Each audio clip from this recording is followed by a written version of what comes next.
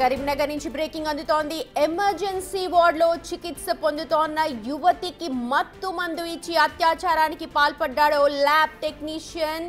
కరీంనగర్లోని దీపికా హాస్పిటల్లో అనారోగ్యంతో ఎమర్జెన్సీ వార్డులో చికిత్స పొందుతోందో బాలిక. అదే హాస్పిటల్లో ల్యాబ్ టెక్నీషియన్ గా పనిచేస్తున్నాడు దీక్షిత్.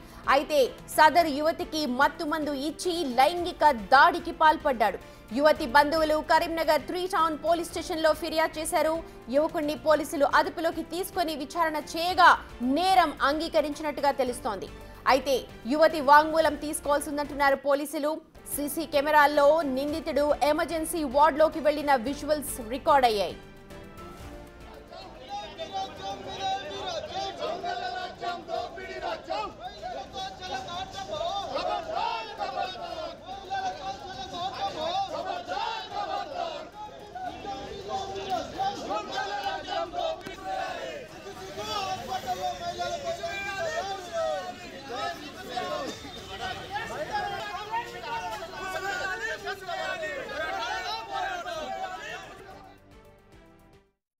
త్రీ టౌన్ పిఎస్ లిమిట్లో ఉన్న దీపికా హాస్పిటల్లో అడ్మిట్ అయిన ఒక విక్టిమ్తో రేప్ జరిగింది. ఇట్లా కంప్లైంట్ మనకి వచ్చింది. కంప్లైంట్ వచ్చిన తర్వాత మన టీం అక్కడ వెళ్ళి సీన్ సెక్యూర్ చేసి ఇన్వెస్టిగేషన్ స్టార్ట్ చేశారు.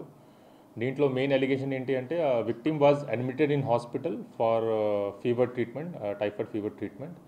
Then accused, who is a operation theatre technician in the same hospital, he came in the early morning hours and he injected some medicine, and because of which the victim became unconscious aina tarvata he has committed sexual assault. Itla allegation and complaint is there. Mane complaint vachina tarvata అక్కడ CCTV footage scene secure చేసాము and CCTV footage verify చేసాము. దీంట్లో it was visible that accused went and he closed the curtains, and then what happened inside still we are verifying. And apart from this, other circumstantial evidences related to this case we are collecting. Meanwhile, medical examination of victim has been done, and ఒకసారి FSL report వచ్చిన తర్వాత we can comment on the medical side evidence also. ఇప్పటి వరకు victim has been given proper treatment and counseling has been done. అక్యూజ్కి ఇంకా మేము details and evidence collect చేస్తున్నాము. పూర్తిగా details దీని రిలేటెడ్ ఒకసారి మొత్తం ఎవిడెన్స్ కలెక్ట్ అయిన తర్వాత అండ్ అక్యూజ్ అరెస్ట్ అయిన తర్వాత పూర్తిగా డీటెయిల్స్ అప్పుడు మేము ఇస్తాము. ఇప్పుడు ప్రస్తుతం ఎఫ్ఐఆర్ అయింది under section 64 BNS, which is section of rape, and police is in the process of collection of evidence with related to commission.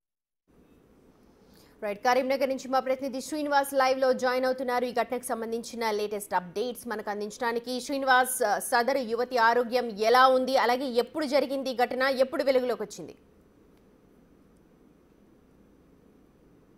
Sumathi, 2 రోజుల క్రితము జగిత్యాలకు చెందినటువంటి ఒక యువతి అనారోగ్యం కారణంగా అక్కడ ఉన్నటువంటి హాస్పిటల్ ఇక్కడ కరీంనగర్ వెళ్ళాలి అని చెప్పి సూచించడంతో తీవ్ర జ్వరంతో కరీంనగర్లోని దీపిక అనేటువంటి ఒక ప్రైవేట్ హాస్పిటల్ లోపల చేర్చినటువంటి నేపథ్యం లోపల ఇటు హాస్పిటల్ లోపల ఆమెకు ట్రీట్మెంట్ అందుతున్నటువంటి నేపథ్యం లోపలనే అదే ఆసుపత్రి లోపల పనిచేసేటువంటి దీక్షిత్ అనేటువంటి ఒక ల్యాబ్ టెక్నీషియన్ ఆ యువతి ఏదైతే తీవ్ర అనారోగ్యంతో అంటే లేవలేని స్థితి లోపల ఉన్నటువంటి దాన్ని ఆసరగా చేసుకొని ఆ యువతికి మత్తు ఇంజెక్షన్ ఇచ్చి ఆ లైంగిక దాడికి పాల్పడ్డారు అని చెప్పి అయితే యువతి యొక్క తల్లిదండ్రులు కరీంనగర్లోని పోలీస్ స్టేషన్ కు మెట్లెక్కినటువంటి పరిస్థితి కనబడుతుంది. ముఖ్యంగా ఆసుపత్రికి చికిత్స కోసం వచ్చేటువంటి వారిని చాలా ఇటు చికిత్స అందించి చాలా మంచిగా చూసుకోవాలి. కానీ ఇక్కడ ఉన్నటువంటి ల్యాబ్ టెక్నీషియన్ ఎవరైతే ఉన్నారో దురుద్దేశంతో అమ్మాయి పైన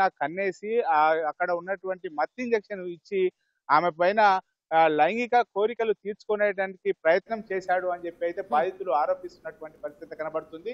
ముఖ్యంగా ఇప్పటికే ఇది జరిగి 2 రోజులు అయిన తర్వాత నిన్న పోలీసులు అయితే అక్కడికి వెళ్ళి అక్కడ ఏం జరిగింది అని చెప్పి సీసీ ఫుటేజ్ ఆధారంగా అక్కడ మొత్తం ఉన్నటువంటి దాన్ని సీసీ ఫుటేజ్ ఆధారంగా పరిశీలించడం కూడా జరిగింది. అయితే అక్కడ మాత్రము ఆ ల్యాబ్ లోపల right Srinivas, thank you so much. ఘటన పైన దర్యాప్తు జరుపుతున్నామన్నారు. అప్డేట్స్ మనకు మరిన్ని తెలిసే అవకాశం ఉంది వాళ్ళ ఈవినింగ్ కల్లా.